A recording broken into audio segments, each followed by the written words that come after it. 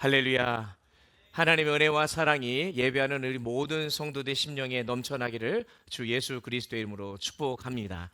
특별히 우리 함께 예배하는 또 우면에 계신 성도들만 아니라 또 장신에서 함께 입원으로 예배하시는 우리 모든 분들에게도 동일한 하나님의 크신 은혜가 넘쳐나기를 소망합니다. 자, 예배하라 살아 나리라라고 하는 표와 함께 2026년을 시작한 지 어느덧 3주가 지나고 1월의 마지막 주일이 되었어요. 우리가 1월을 시작하면서 진정한 회복은 예배로부터 시작된다라는 말씀을 함께 나누었고, 또 그 다음에는 우리의 삶 전체를 구별하여 드림으로 참된 예배자의 삶을 살아가야 할 것에 대해서 말씀을 나눴습니다. 자, 오늘부터는 그러한 예배의 회복을 위해서 이제 구체적으로 어떻게 시작을 해야 되고 또 어떻게 나아가야 될지에 대한 부분을 함께 살펴볼 텐데, 우리가 예배의 회복이다라는 말을 하면서도 우리가 항상 생각하는 것은 그 예배를 회복하기 위해서 더 감동적인 찬양, 더 은혜로운 분위기, 더 좋은 어떤 프로그램이나 행사들을 찾아다니지만, 여러분 정말 예배가 회복되기 위해 가장 먼저 회복되어야 될 게 무엇인지 아십니까? 그것은 하나님의 말씀입니다. 말씀이 무너지면 예배는 껍데기에 불과하죠. 그러므로 우리의 예배는 반드시 말씀 중심의 예배가 되어야 할 줄 믿습니다. 무슨 중심이요? 말씀. 따라해 볼게요. 말씀 중심의 예배가 되어야 해요. 바라기는 오늘 이 시간에 말씀을 통해서 우리의 예배가 회복되어지는 그런 은혜를 경험할 수 있기를 주 예수 그리스도의 이름으로 축원합니다. 사실 우리가 말씀을 들을 때에 이 말씀 중심의 예배가 되지 않고 말씀을 듣고 말씀에 반응하고 말씀 앞에 무릎을 꿇을 때에 비로소 하나님을 향한 예배가 시작이 되는 것인데, 이 말씀이 빠진 상태에서 예배를 드리게 될 경우가 너무나 많아요. 자, 오늘 우리가 읽은 이 본문의 말씀 느헤미야 8장 1절부터 12절까지 긴 절을 우리가 읽었지만, 이 말씀의 배경은 이렇습니다. 남유다가 바벨론에 의해 멸망한 뒤에 이스라엘 백성들이 포로로 잡혀가게 되죠. 근데 그 강대했던 바벨론도 시간이 지나서 바사라고 하는 나라, 우리에게는 페르시아라고 알려져 있는 그 제국에 의해 멸망하게 됩니다. 그때 그 페르시아 왕이 누구냐면 우리가 잘 아는 고레스이죠. 고레스는 이스라엘 백성들에게 매우 관대한 정책을 펼칩니다. 그래서 특별한 영을 내려요. 그게 뭐냐면 포로로 잡혀있는 이스라엘 백성들을 다시 고국으로 귀환시키는 명령을 내리는데 세 차례에 걸쳐서 그 일들을 행합니다. 우리에게는 바벨론 포로 귀환이라고 알려져 있어요. 그래서 우리가 지지난주에 함께 말씀을 나눴던 에스라서의 말씀하고 배경이 비슷합니다. 근데 에스라는 2차 기환 때 중심 인물이었다면 오늘 이 본문에 나타난 느헤미야는 3차 기환 때 중심 인물이에요. 1차 기환 때는 스룹바벨을 중심으로 이루어졌는데 처음에 와서는 무너진 예루살렘 성전을 재건하는 일을 했습니다. 2차 때는 에스라를 중심으로 비록 성전을 재건한 건 아니지만 마음의 성전을 재건하는 일을 하게 되죠. 영적인 개혁을 일으키고 부흥을 일으키는 그 일들이 에스라를 중심으로 일어납니다. 그리고 오늘 본문의 배경이 되는 3차 기한 때는 느헤미야를 중심으로 이번에는 예루살렘 성벽을 재건해요. 그래서 오늘 읽지는 않았지만 오늘 본문의 앞장인 느헤미야 1장부터 7장까지에서는 느헤미야를 중심으로 눈에 보이는 성벽을 재건하는 내용이 등장합니다.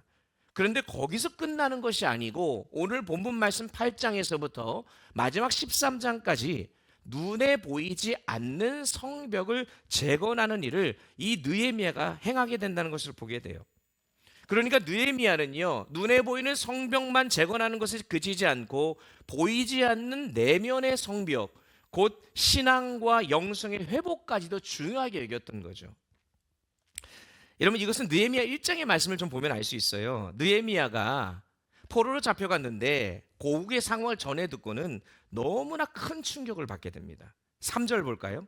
3절에 뭐라고 되어 있냐면 그들이 내게 이르되 사로잡힘을 면하고 남아있는 자들이 그 지방에 거기서 큰 환난을 당하고 능력을 받으며 예루살렘 성은 허물어지고 성문들은 불탔다 하는지라.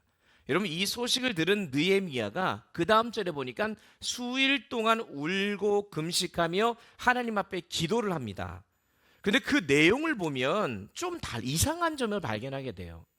성전이 무너졌고 나라가 망해가는 그런 상황에서 수일 동안 울고 금식하는 이 느헤미야의 이 기도의 내용은 우리가 예상하는 바가 있잖아요. 근데 그 예상하는 기도와는 좀 다른 것을 발견하게 됩니다. 6절 7절 우리가 다 같이 한 목소리 읽어보겠습니다. 시작. 이제 종이 주의 종들은 이스라엘 자손을 위하여 주야로 기도하며 우리 이스라엘 자손이 주께 범죄한 죄들을 자복하오니 주는 귀를 기울이시며 눈을 여시사 종의 기도를 들으시옵소서. 나와 내 아버지의 집이 범죄하여 주를 향하여 크게 악을 행하여 라고 하면서 내용이 등장합니다. 여러분 지금 이 내용을 보면 어떤 내용입니까? 지금 느헤미야는요 단순히 무너진 제단과 성전과 나라를 회복하게 해달라는 기도를 넘어서서 오히려 무슨 기도를 하냐면 자신과 민족의 죄를 회개합니다. 자복합니다. 그리고 영적인 회복을 위한 기도를 올려드려요. 여러분 여기서 굉장히 중요한 한 가지 사실 깨닫게 되죠. 보이는 성벽보다 중요한 게 보이지 않는 영적인 성벽의 회복이라는 것이죠. 느헤미야는 이걸 분명히 알고 있었습니다. 하나님이 사명을 주셔서 3차 포로 귀환을 통해서 무너진 성벽을 재건하는데 거기서 멈추지 아니하고 그것보다 더 중요한 성벽이 있는데 바로 우리의 무너진 영적인 성벽을 재건하는 일이었다는 것입니다. 그래서 여러분 그 영적 회복의 시작을 예배의 회복의 시작을 알리는 장면이 오늘 읽은 느헤미야 8장의 말씀이에요. 이 말씀에서 몇 가지 중요한 영적인 원리를 발견하게 되는데 그 원리를 발견하고 그 원리를 통해 우리가 회복해야 되는 그 내용들의 결과들이 무엇인지를 좀 함께 살펴보기를 원합니다. 먼저 첫 번째로 우리가 이 영적인 회복과 예배 회복을 위해 가장 먼저 우리가 초점을 맞춰야 될 것은 말씀에 대한 영적 갈망이 우리에게 반드시 회복되어져야 합니다. 느헤미야 8장은 이렇게 시작해요. 이스라엘 자손이 자기들의 성읍에 거주하였더니 일곱째 달에 이르러 모든 백성이 일제히 수문앞 광장에 모여 학사 에스라에게 여호와께서 이스라엘에게 명령하신 모세의 율법책을 가져오기를 청하매. 여러분 지금 이스라엘 백성들이 수문앞 광장에 모였어요. 학사 에스라가 읽어주는 성경의 말씀을 듣습니다. 근데 여러분 여기서 중요한 것이 뭐냐면 지금 느헤미야나 에스라나 지도자들이 여러분 지금 이곳에 모이세요라고 해서 모인 게 아니라 백성들이 자발적으로 모여서 말씀을 요청했다는 거예요. 그리고 그것도 일부분만 모인 게 아니라 일제히 모두 함께 모여서 요청했습니다. 다시 말하면 그들은 말씀을 듣고 싶어서 마치 안달난 사람처럼 학사 에스라에게 가가지고 제발 좀 말씀을 전해 주십시오 라고 하면서 부흥회를 열어달라고 요청하고 있는 거예요. 여러분 이러한 영적인 목마름과 말씀에 대한 갈망이 그들에게 있었던 것을 볼 때에 결국 그들의 이 요청에 의해서 에스라가 율법책을 가져와서 읽어주기 시작합니다. 3절은 이렇게 기록해요. 한번 읽어볼까요? 3절 시작. 수문앞 광장에서 새벽부터 정오까지 남자나 여자나 알아들을 만한 모든 사람 앞에서 읽음에 무릇 백성이 그 율법책에 귀를 기울였는데 아멘. 여러분 새벽부터 정오까지면 시간을 계산해 보면 최소 6시간 이상입니다. 6시간 이상 동안 뭐 했다고요? 말씀이 선포된 겁니다. 그런데 백성들은요 6시간 이상이 되는 시간 동안 시간이 가는 줄도 모르고 이 말씀에 온 마음을 집중하여 귀를 기울이기 시작했다는 거예요. 아니 6시간 말씀을 듣는데 지루하지가 않았나 봐요. 말씀을 잘 전한 건지 그들의 마음밭이 좋았는지 잘 모르겠습니다. 그런데 만약 제가 오늘 이 2부 예배 지금 시간이 11시 30분이 넘어가고 있어요.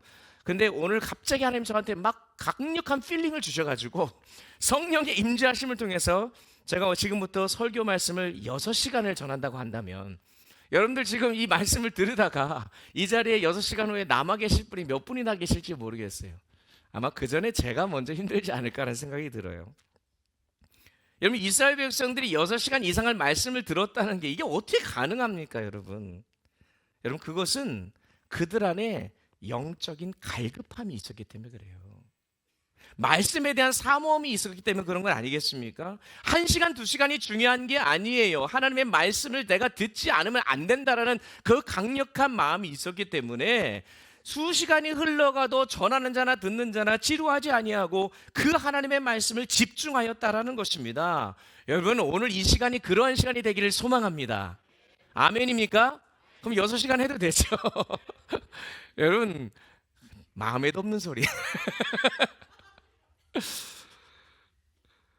여러분, 우리가 무너진 신앙을 회복하기 위해 이 말씀에 대한 영적인 갈급함이 우리는 있어야 돼요. 특별히 3절 말씀에 율법책에 귀를 기울였다는 이 말씀은요, 목마른 사슴이 시냇물을 찾는 모습을 연상케 합니다. 우리가 찬양을 통해도 아직 안 알려져 있는 시편 42편의 말씀 1절에 보니까 목마른 사슴이 시냇물을 찾기에 갈급함 같이 무엇이 내 영혼이 주를 찾기에 갈급하나이다.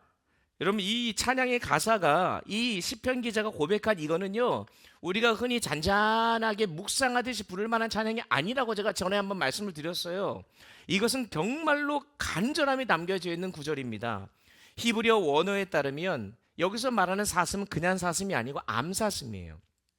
암사슴은요, 모든 동물들 중에서 가장 심한 갈증을 느끼고 빨리 먹을 힘들어하는 동물 중에 하나예요.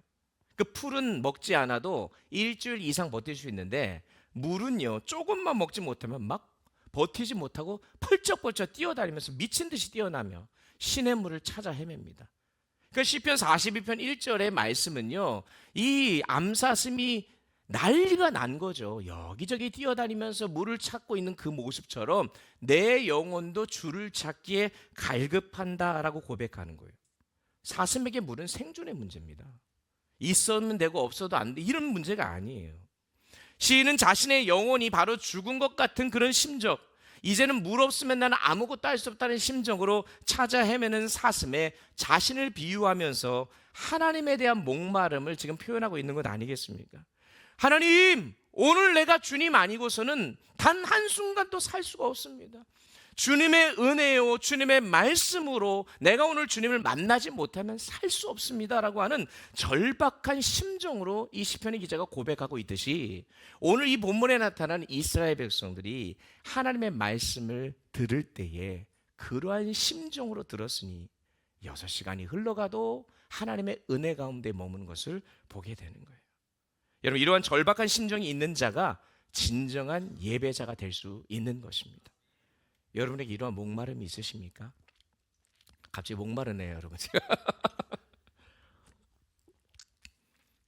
오늘 내가 정말 하나님을 만나지 않으면, 말씀이 없으면 나는 살 수 없다는 그 절박한 심정으로 이 예배 자리에 여러분 나오셔야 돼요.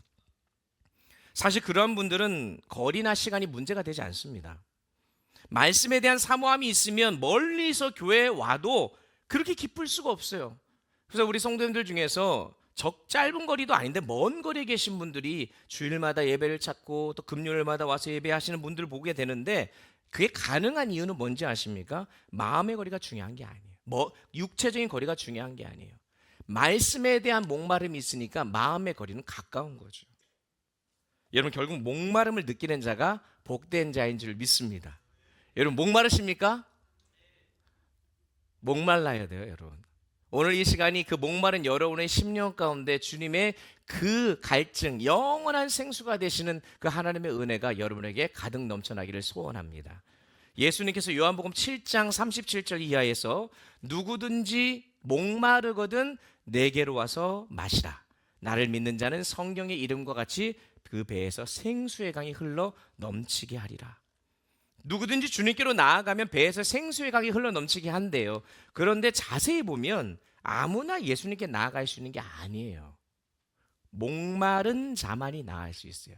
네가 목마르거든. 이 말인즉슨 목마름을 못 느끼면 예수님께 안 나간다는 거죠. 나갈 필요가 없는 거예요. 예수님의 산상수훈 중에서 하나인 마태복음 5장 6절에서 그렇게 말씀하는 겁니다. 의에 줄이고 목마른 자는 그래서 복이 있다. 그들이 배부를 것이며. 사랑하는 성도 여러분, 여러분 요즘 말씀에 대한 갈급함이 여러분들에게 있으십니까?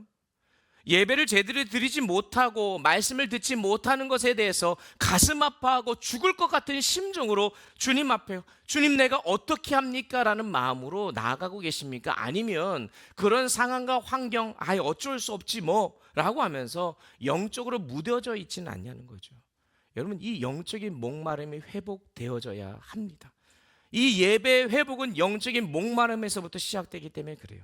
그래서 여러분, 말씀을 듣고 싶고 읽고 싶고, 아멘이 안 나와요. 자, 말씀을 듣고 싶고, 상신에 계신 분들도 다 들립니다. 크게 하십시오.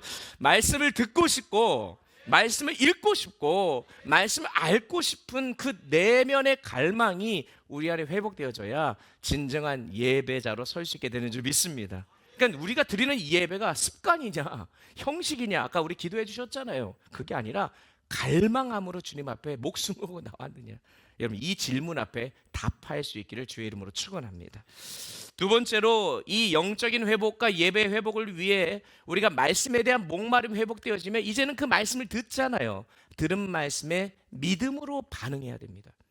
이스라엘 백성들이 요청에 따라 에스라가 율법책을 펴고 강단에 서는 순간 놀라운 장면이 펼쳐집니다. 5절을 보세요. 뭐라고 되어 있냐면, 에스라가 책을 이렇게 펴는데 모든 백성이 일제히 일어섭니다. 이 말은 에스라가 율법책을 펼치는 순간 모든 백성이 자발적으로 자리에서 일어났다는 거죠. 왜 일어났겠습니까? 어떤 분들은 갑자기 졸다가 일어나는 분들도 있고, 그냥 갑자기 인도자가 여러분 다 같이 일어나십시오 해서 일어난 거예요? 아니에요. 자기들 스스로 그냥 일어났습니다. 하나님의 말씀이 떨어지는 그 순간 다 같이 일제히 일어났던 것은 도저히 앉아서 하나님의 말씀을 받을 수가 없는 거죠. 그러한 말씀에 대한 경외함과 긴장감이 돌고 있었던 것입니다. 더 놀라운 건 이들이 한두 시간도 아니고 6시간 이상을 서서 말씀을 들었다는 거예요. 어떻게 이게 가능하냐 생각을 해봤는데 가능하더라고요. 뭐가 가능하냐면, 말씀이 아니어도 젊은 사람들 콘서트 같은 데 가면요, 뭐 소위 말하는 여기 과천에 보면 뭐 싸이 무슨 흠뻑 쇼 같은 거 하더라고요. 보통 몇 시간 합니까? 네, 가봤어요? 아니 근데 되게 오래 합니다. 오랫동안 하는데 서가지고요 막 뛰면서 난리가 나서 거기서 하는데 힘들다는 사람 한 명도 못 봤습니다. 그러니까 내가 거기에 갈급하고 갈망을 가지고 그 앞에 나가면 1시간, 2시간, 3시간이 중요한 것이 아니라 함께 서서 주의 말씀을 받는 일에 정말로 기쁨으로 나아가서 그것을 할 수 있다는 것입니다.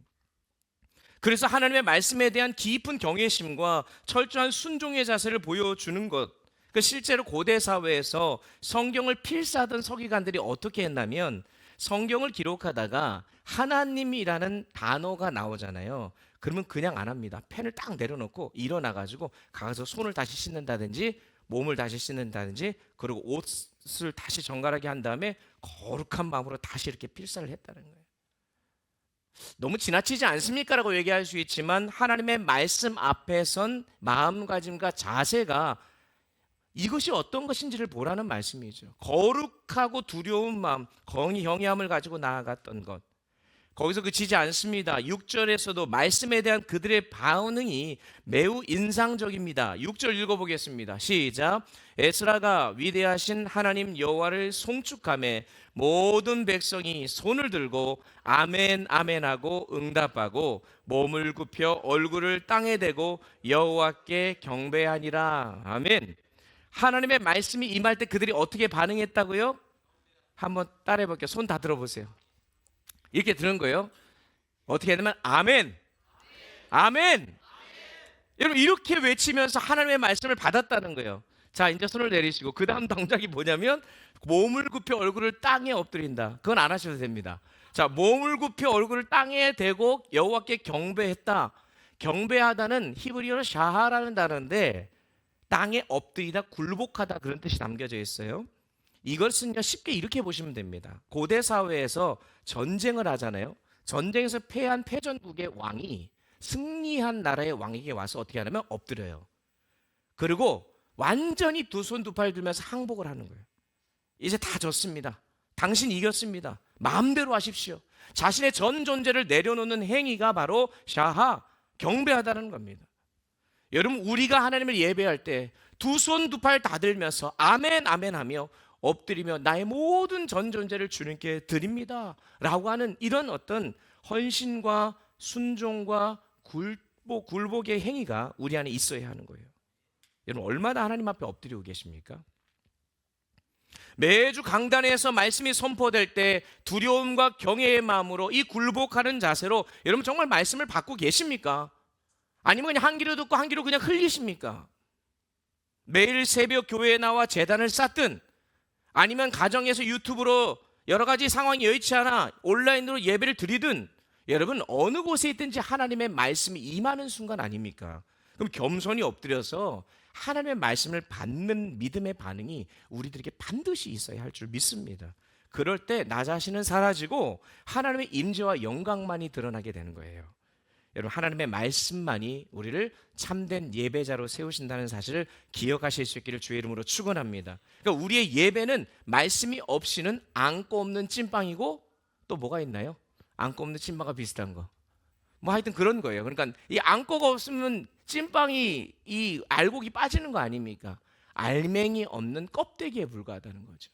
그래서 말씀에 임하는 삶, 말씀 중심의 예배가 우리 안에 이어져야 하는데 그렇게 될 때 우리에게 주어지는 놀라운 축복이 있습니다. 말씀을 갈망하고 그 말씀을 믿음으로 반응할 때 주신 축복이 첫 번째가 깨닫게 되는 은혜가 있습니다. 여러분 아무리 말씀을 많이 읽고 들어도 깨닫지 못하면 아무 유익이 없습니다. 아무 소용이 없어요. 음식을 많이 먹어도 소화되지 않으면 아무런 영양분도 되지 않듯이 성경도 깨닫지 못하면 생명의 양식이 될 수가 없는 거예요. 그래서 성경을 많이 읽는 것도 중요하지만 잘 이해하고 깨닫는 게 더 중요한 거예요. 그래서 그런지 오늘 느헤미야 8장에는요 깨달았다라는 단어가 6번이나 반복이 돼요. 영어로는 understand라고 이해하다라는 뜻으로 해석을 하지만 이 단어, 특별히 8절 한번 기록된 말씀을 보겠습니다. 하나님의 율법책을 낭독하고 그 뜻을 해석하여 백성에게 그 낭독하는 것을 다 깨닫게 하니 에스라와 종교 지도자들이 말씀을 읽어주고 그 뜻을 바르게 해석해서 백성들이 이해하도록 자세히 설명을 해줬다는 거예요. 그 결과 백성들이 말씀을 바르게 깨달을 수 있게 된 거예요. 오늘날도 마찬가지입니다. 목회자는요 성경을 정말 깊이 연구하여서 바르게 그것을 가르치고 먹일 수 있어야 되고 성도는 그 말씀을 귀를 쫑긋하고 갈망하는 마음으로 그 말씀을 듣고 이해하고 받아들여야 됩니다. 여러분 얼마나 요즘 잘못된 가르침과 잘못된 해석이 많습니까? 여러분 유튜브 함부로 보지 마세요. 그걸 보면서 그 안에서의 여러 가지 많은 것들 새로운 깨달음을 갖다고 하는데 여러분 우리가 지금 주어지는 말씀의 자리만 잘 지켜도 그것 자체가 우리의 삶을 지킵니다. 근데 그것도 제대로 못하면서 자꾸 딴 데 하면은 결국에는 다 좋은 말씀이겠죠. 근데 자칫 잘못하면 거기에 빈틈을 따서 엉뚱한 것이 들어올 수가 있다는 거예요. 그래서 여러분 이해하는 것이 되게 중요한데 이 깨닫는 은혜가 있기 위해서는 가르치는 자도 잘 가르쳐야 되고 또 듣는 자의 그 마음이 굉장히 중요한 거죠. 그래서 이렇게 말씀에 대한 목마름을 가지고 또 말씀 앞에 믿음으로 반응하는 자에게 깨닫는 은혜가 있는 것입니다. 저는 여러분이 하나님의 말씀을 들을 때마다 놀라운 하나님의 통찰력과 깨달음이 있게 되어지기를 간절히 소원합니다. 그런데 이게 깨달음에서 끝나지 않습니다.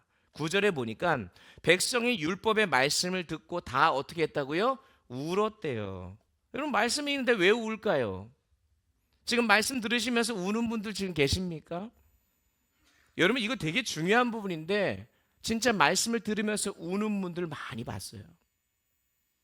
진정한 회개가 일어나는 거예요. 말씀을 통해 자기의 죄를 깨달았기 때문입니다. 말씀을 갈망하고 그 말씀에 믿음으로 반응할 때 눈물의 회개와 통회와 자복하는 회복의 그 놀라운 은혜가 임하게 된다는 거예요. 그러기 위해서는 말씀이 머리에서만 머물면 안 돼요. 가슴으로 내려가야 돼요.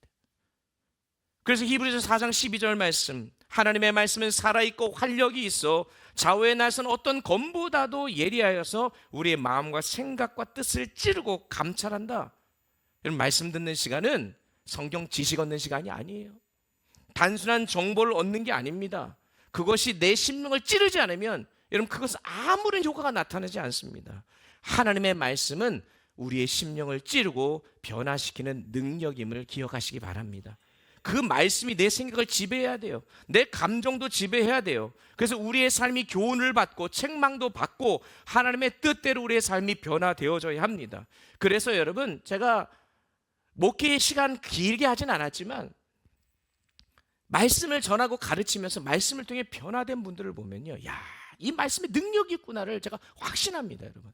그래서 앞으로 제가 우리 창신교회, 우리 우면, 양평, 또 우리 창신성전에 있는 모든 성도들 올해도 전부 다 공의 바이블 아카데미를 다 하게 될 텐데, 하나님의 말씀을 통해서 하나님의 말씀이 나를 찌르고 변화시키는 경험들을 우리 모두가 좀 그 맛을 좀 봤으면 좋겠다는 생각이 듭니다. 그래서 말씀을 들을 때 자연스럽게 깨달음의 그 은혜와 눈물이 흘러나게 되고, 그러면서 진정한 회개가 회복되어져야 돼요. 왜냐하면 회개 없는 예배는 진정한 예배가 아니기 때문에 그래요. 왜요? 회개가 없으면 하나님을 만날 수가 없거든요. 회개하지 않는다는 것은 무슨 말이냐? 나의 죄를 인정하지 않는다는 거예요. 그래서 신앙생활에서 가장 위험한 것은 자신을 포장하는 겁니다. 정직하지 못한 태도예요. 누구보다도 열심히 봉사하고 누구보다도 열심히 교회를 섬기고 직분도 있고 아무리 목사, 담임 목사 해도요, 여러분 중요한 것은 마음에 포장되어져 있고 내가 회개가 일어나지 않는다고 한다면 아무리 기도해도 하나님을 만날 수가 없어요. 죄가 가로막고 있는데 어떻게 하나님께로 나아갈 수 있습니까? 못 나간다니까요. 바리새인들이 그러했잖아요. 종교적인 열심을 누가 그들을 따라가겠습니까? 자신들을 포장했습니다. 겉으로는 굉장히 번지르합니다. 금식합니다. 몇 날 며칠 기도합니다. 하지만 예수님은 그들을 향해 뭐라고 해요? 회칠한 무덤이다. 독사의 자식들아 라고 하면서 그들을 책망합니다. 그래서 성경에 많은 인물들이 있지만 그 중에서도 이 다윗은요, 하나님의 마음에 합한 자로 칭찬을 받았지만 그가 그의 어떤 능력이나 위대한 업적이 있기 때문에 하나님께 인정받은 게 아니에요. 그는요, 실수투성이었습니다. 말도 안 되는 범죄들을 범해요. 그럼에도 불구하고 그는요, 언제든지 주님의 말씀을 들으면 찔림을 받고 상한 심령을 가지고 자복하고 회개할 수 있는 자였어요. 여러분, 가장 복된 자가 뭐냐면 주님의 말씀을 들을 때 깨닫고 찔림을 받아 회개할 수 있는 자가 가장 복된 자입니다. 오늘 이곳에 앉아있는 여러분들이 말씀을 아무리 잘 이해하고 들어오고 제가 또박또박 여러분들에게 말씀을 전해도 여러분, 그 말씀이 여러분 안에 깨달아지지 아니하고 그 말씀에 찔림이 일어나지 않으면 아무 소용이 없어요. 시편 51편 17절에서 다윗이 이렇게 고백하잖아요. 밧세바를 범한 후에 하나님께서 구하시는 제사는 상한 심령이라는 거예요. 상하고 통회하는 마음을 주께서 멸시하지 아니하신다는 확신이 있었던 거죠. 여러분, 회개의 심령이 있을 때 하나님의 관계가 바르게 회복되어지는 것입니다. 깨달음이 머리에서 멈추지 아니하고 심령 가까이 말 때 우리의 눈물을 흘리게 하시는 그런 은혜를 경험하게 되는 거예요. 여러분, 최근에 여러분 눈물 흘린 적이 언제입니까? 몇 달 전에 저희 딸이 저한테 같이 우연찮게 TV를 보면서 드라마를 보고 있는데 갑자기 좀 슬픈 장면이었나 봐요. 그래서 저를 딱 쳐다보더니 요즘 아빠 감성이 좀 풍부해진 것 같아. 모르겠어요. 제가 눈물이 흘렀는지 그건 잘 모르겠는데, 근데 이제 또 그때 꼭 또 이렇게 깨는 말을 하시는 우리 아내님이 계셔가지고 그건 졸려서 그런 거다 이제 그러면서 얘기하는데, 이게 가만히 보니까 이제 저도 이제 조금씩 한 살, 두 살 먹어감에 따라서 여성 호르몬이 조금 많아지는 듯한 느낌이 좀 드는 것도 있어요. 전에는 좀 그런 감정이 없었는데 진짜 저도 알게 모르게 눈물도 흘리고 이런 어떤 감정에 그런 마음에 요동치는 것들을 느끼게 되는데, 여러분, 이건 감성적인 것만이 아니라 말씀의 그 심령의 깊이 이것이 내려올 때에 그 말씀이 내 안에서 이 안에 상한 심령으로 눈물로 회개의 자리로 이끄시는 그런 은혜를 경험하는 것이 저와 여러분이 가장 복된 줄 믿습니다. 그래서 이런 회개의 물결이 우리 교회 안에 가득 넘쳐나기를 소망합니다. 그래서 말씀에 갈급해 하시고 또 말씀에 반응하시고, 그리고 말씀을 머리로만 깨닫는 것이 아니라 심령으로 회개하는 역사가 일어나기를 간절히 소원합니다. 자, 마지막으로 하나님의 말씀을 갈망하고 목말라하고 그 말씀에 믿음으로 반응하게 되면 머리에서 깨닫게 해지고 가슴으로 와서 찔림과 회개가 일어나며 이제는 나의 삶으로 뭐가 나타나느냐? 변화가 나타나게 되어 있습니다. 10절 말씀을 보면 느헤미야가 또 그들에게 이르기를 너희는 가서 살진 것을 먹고 단 것을 마시되 준비하지 못한 자에게는 나누어 주라. 이날은 우리 주의 성일이니 근심하지 말라. 여호와로 인하여 기뻐하는 것이 너희의 힘이니라 라고 되어 있습니다. 자, 여러분, 이 말씀 속에서 우리가 주목해야 될 게 두 가지 방향입니다. 우리가 하나님의 말씀을 믿음으로 반응할 때 얻게 되는 최종 결과에는 내면적인 것과 외면적인 변화가 일어나요. 내면적으로는 우리 안에 진정한 기쁨이 흘러 넘치게 됩니다. 마음의 근심이 사라져요. 참된 평안과 기쁨으로 충만해집니다. 근데 그 기쁨의 근원이 뭐냐? 방금 제가 읽었던 말씀에 뭐라고 되어 있냐면 여호와로 인하여 기뻐하는 것이 너희의 힘이니라. 아멘. 따라해 볼게요. 여호와로 인하여 기뻐하는 것이 나의 힘입니다. 여러분 믿으십니까? 여호와로 인해 기뻐하는 것이 나의 힘이에요. 다른 데 힘이 있지 않습니다. 나 같은 죄인을 용서하신 하나님의 사랑, 그 은혜를 깨달았을 때에 비로소 진정한 기쁨을 누리게 되는 것이죠. 그래서 성경은 항상 기뻐하라고 얘기하는 거예요. 상황이 되기 때문에 내가 원하는 거 얻었기 때문에 기뻐하는 게 아니라 그것과 상관없이 하나님으로 인해 기뻐할 때 그 자체가 나에게 힘이 된다는 것입니다. 세상이 줄 수 있는 기쁨은 일시적이에요. 잠깐 있다 사라집니다. 하지만 여러분, 영원하신 하나님 안에서 누리는 기쁨은 상황을 뛰어넘게 하시고 우리의 내면을 더욱 견고하게 세우는 힘이 되심을 믿으시기 바랍니다. 그러니까 예배가 회복될 때에 하나님께 정말 주시는 그 기쁨으로 인하여 설명할 수 없는, 말할 수 없는 감사와 기쁨이 넘쳐나게 되는 거예요. 여러분, 이것이 우리의 진정한 힘인 줄 믿습니다. 그런데 내면의 변화뿐만 아니라 외면적으로도 나타나는데 오늘 말씀에서는 그것이 다른 이들에게 나눠주는 삶으로 회복된다는 거예요. 준비하지 못한 자에게는 나누어 주라라고 하는 이 10절의 말씀을 통해 예배가 회복되자 백성들은요 이제 자기의 소유를 주장하지 않습니다. 네 거 내 거 없어요. 나누는 삶으로 변화되기 시작하는 거예요. 다른 에게 나눠주는 게 아깝지가 않은 거예요. 진정한 믿음과 진정한 은혜란 결국 섬김과 나눔의 열매로 드러나게 된다는 거죠. 그러니 제가 여러분들에게 누누이 강조하는 것 중에 하나가 뭐냐면 교회에 와서 자꾸 뭔가를 하려고 하지 마시고 봉사하는 거 좋고 다 좋은데 그 순서가 바뀌면 안 돼요.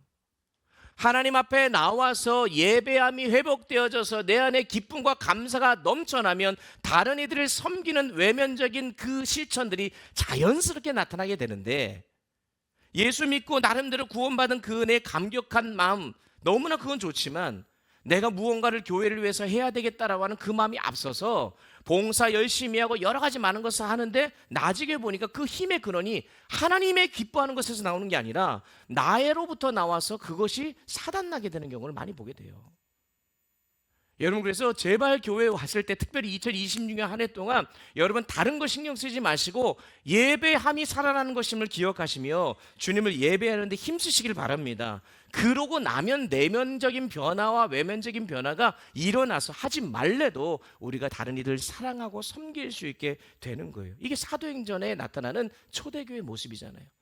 2장 44절 이하에 보세요. 믿는 사람이 다 함께 있어 모든 물건을 서로 통용하고 재산과 소유를 팔아 각 사람의 필요를 따라 나누어 줍니다. 집에서 떡을 뗍니다. 성령을 체험한 초대교회 성도들은요 말씀의 사모함으로 또 말씀의 믿음으로 반응하여서 기쁨과 감사가 넘쳤을 뿐만 아니라 순전한 마음으로 서로 모여서 나누어 주고 필요에 따라 함께 해주는 공동체적인 삶을 살았다는 거예요. 여러분, 이것이 구원의 은혜를 누리는 삶의 실천적인 모습입니다. 저와 여러분의 삶에 나타나야 될 열매인 줄 믿습니다. 그러니까 우리 교회 성도들 보면 주는 걸 너무 잘하세요. 하여튼 뭐만 있으면 목사한테 갖다 주려고. 그러니까 제 몸이 이렇게 부른 거예요, 자꾸. 제가 이번에 담임 목사 부임하면서 큰맘 먹고 살을 좀 뺐는데 목사님 많이 피곤하실 텐데 그래도 괜찮으신 것 같네요. 이제 이렇게 얘기하는 이유가 자꾸 뭘 갖다 주시고 챙겨주시고 기도해 주시고 그래서 그런 거예요. 성도들끼리도 어려운 이웃이 있으면 가서 마음껏 함께 도우려는 성도들의 모습 볼 때 하라 그래도 못해요. 마음의 감사와 기쁨이 넘치고 주님 앞에 예배함으로 그것이 살아남으로 삶 속에서 증거로 나타나게 되는 것입니다. 여러분, 말씀을 마무리하겠습니다. 오늘 우리가 살펴보는 이 말씀, 느헤미야 8장에 나타나는 이 말씀 속에 그들의 영적인 회복과 예배 회복의 중심에 뭐가 있었어요? 말씀이 있었습니다. 말씀. 이 말씀을 가볍게 여기지 마세요. 그냥 우리가 그냥 대충 한번 말씀 듣고 이번 주 한 주 살아갈 수 있는 능력, 그 말씀을 받자, 이 정도가 아닙니다. 좋은 말씀은 그냥 듣고 내 마음에 새기자, 이게 아니고, 여러분, 말씀은요 세상을 창조하신 능력입니다. 여러분을 구원하신 능력이고요, 죽은 자를 살리시는 힘입니다. 그러면 이 시간 말씀이 떨어지고 여러분의 심령에 떨어질 때에 없던 것이 창조되는 역사가 일어나는 것이고, 죽은 것이 회복되는 역사가 일어날 줄 믿습니다. 그러니까 말씀을 여러분 정말 중요하게 여겨서 올 한 해 이 말씀 중심으로 예배함으로 살아감으로 살아나는 애가 있어야 돼요. 구소련 시대에 성경을 보지 못하도록 만드는 금지된 시절에 공산당 간부가 농촌 지역을 시찰하던 중에 한 마을을 갔는데 자꾸 이상한 소리가 들리는 거예요. 새벽마다 어디선가 사람들이 웅성웅성 되는 소리가 들리고, 막 울음소리 막가 들리면서 노래소리가 막 들려요. 뒤쫓아가 보니까 마을의 오래된 헛간에 사람들이 모여서 손으로 직접 필사한, 이 성경도 아니에요, 종이 쪽지가 찌그러져 있는데 거기에 자기가 맡겨 쓴 그 필사 성경 조각을 읽으면서 간절히 예배를 드리고 있는 거예요. 간부가 화가 나가지고 분노하면서 소리쳤습니다. 그 종이 한 장이 뭐가 대단하다고 그냥 그렇게 하냐고. 그러니까 그 쪽지를 들고 있던 한 노인이 떨리는 손으로 이 성경 조각을 감싸면서, 이건 그냥 종이가 아니라 우리는 이 말씀이 없으면 살 수가 없습니다. 이 말씀이 없으면 우리는 죽습니다. 우린 지금 이것이 예배입니다, 이랬다는 거예요. 이 노인의 고백처럼 여러분, 말씀 없는 예배는 생명 없는 몸과도 같은 거예요. 여러분의 삶 속에 말씀이 살아 움직여지는 것이 여러분의 복된 것이고, 그래서 말씀의 자리에 나와라 말은 말씀을 드리는 것이고, 우리가 매일 성경 큐티집을 가지고 계속해서 말씀을 묵상하며 하루를 시작하자라고 강조하는 이유가 바로 여기 있는 것입니다. 여러분, 우리의 심령을 일으키고 부흥케 하는 유일한 능력이 말씀임을 기억하시기 바랍니다. 그래서 예배의 회복은 말씀으로부터 시작돼요. 그래서 예배의 시작은 말씀으로부터, 말씀 중심으로 시작되고, 다음 주에 저희가 이제 기도로 이어지는 이 느헤미야의 사람들의 모습을 좀 살펴보게 될 것입니다. 여러분, 혹시 예배의 감격이 식어 있으신 분들 계십니까? 주를 향한, 주의 말씀을 향한 그 마음이 혹여나 여러분에게 식어져 있지 않나 점검하시기 바랍니다. 그래서 오늘 이 시간 말씀을 들었잖아요. 말씀에 대한 사모함과 갈급함이 일어나는 이 아침이 되기를 주의 이름으로 축원합니다. 우리 이 시간 함께 말씀 기억하면서 찬양하고 기도하기를 원하는데요. 말씀 앞에서는 찬양인데 생소하실 수 있어요. 가사를 생각하시면서 이 찬양 부르면서 말씀 없이 살아갈 수 없고 주님 앞에 이런 마음으로 서겠습니다. 우리 믿음으로 함께 고백하고 또 하나님 앞에 예물을 올려드립니다. 말씀 앞에서 경외함으로 주께 홀로 섭니다. 생명의 말씀, 생명의 말씀 읽고 순종해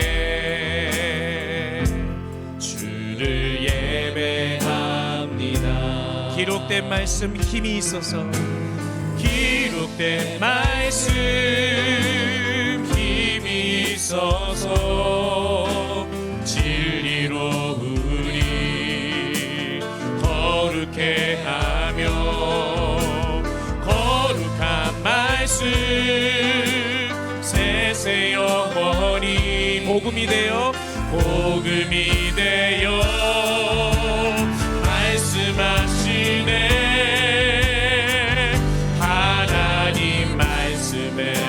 두려워 떠는 자, 그 말씀에 생명을 거는 자, 한 사람 찾으시는 주님의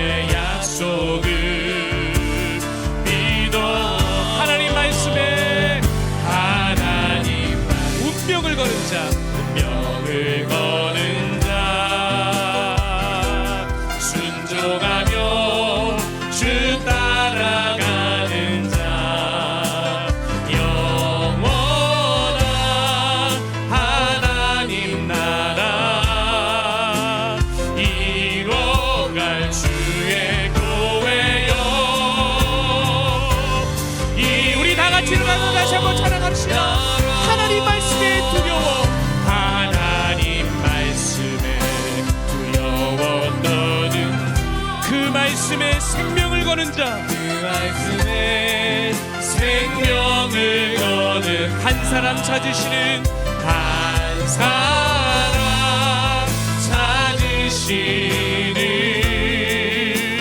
주님의 약속. 우리 이 시간 두 손을 펴들고 다시 한번 고백하며 나갈게. 하나님의 말씀에 운명을 거는 자, 하나님 우리의 인생을 겁시다. 운명을 거는